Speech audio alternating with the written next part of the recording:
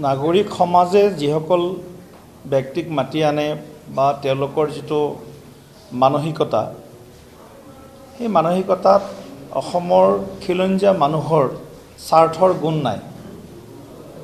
অসমৰ সুৰক্ষা নিৰাপত্তাক লৈ যি অশনি সংকেতবিলাক আমি দেখিবলৈ পাইছোঁ, সেইবিলাকৰ ওপৰত তেওঁলোকৰ কোনো চিৰিয়াছ থট নাই আৰু কোনো ৰোডমেপো নাই। কেৱল মাত্ৰ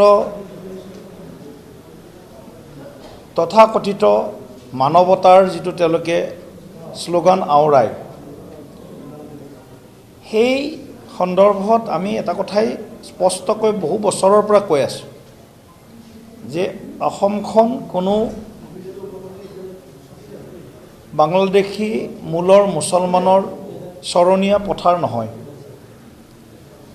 আমি সদায় এই বিষয়টো কৈ আছোঁ যে অসমত যিসকলে গজেই গছ হ'ল, আমাৰ অৰ্থনীতি, আমাৰ আধ্যাত্মিক উপাসনাস্থলীৰ পৰা আৰম্ভ কৰি ৰাজনৈতিক ক্ষেত্ৰখনত যিসকলে নিৰ্ণায়ক শক্তি হ'ল, তাৰ ওপৰত আমাৰ বিৰোধ আছে।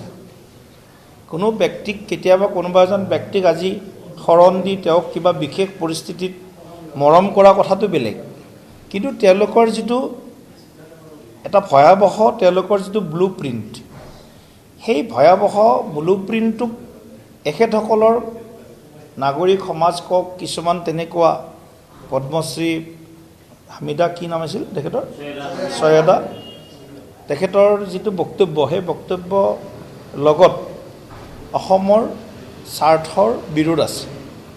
সেইকাৰণে তেখেতৰ বক্তব্যক আমি খণ্ডন কৰিছোঁ আৰু তেখেতসকলৰ যিটো ব্লু প্ৰিণ্ট আছে, অসমৰ জনগণে এই কথাটো উপলব্ধি কৰাৰ সময় সমাগত যে এওঁলোকৰ নিচিনা কিছুমান চ' লিবাৰেল বুলি যাক কোৱা হয়, বা কিছুমান এনেকুৱা শক্তি আছে যি শক্তিয়ে অসমখন বা ভাৰতখন অস্থিৰ হৈ থকাটো সদায় বিচাৰে।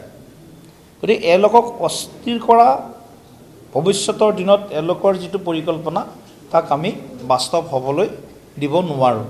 সেইকাৰণে অসমত থকা সন্দেহযুক্ত মৈমনছিঙীয়া মূলৰ হওক বা বাংলাদেশী মূলৰ যি মুছলমান আছে, মুছলমানসকলক ভৱিষ্যতৰ দিনত সুযোগ সুবিধা নিশ্চয় আমাৰ চৰকাৰৰ দিনতে আহিব আৰু আমাৰ চৰকাৰেই কৰিব এই কামটো।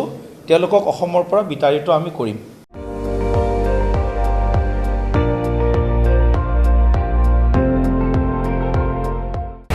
আপুনি চাই আছে ND24, সৰ্বশ্ৰেষ্ঠ নহয়, সৰ্বোত্তমৰ দৌৰ।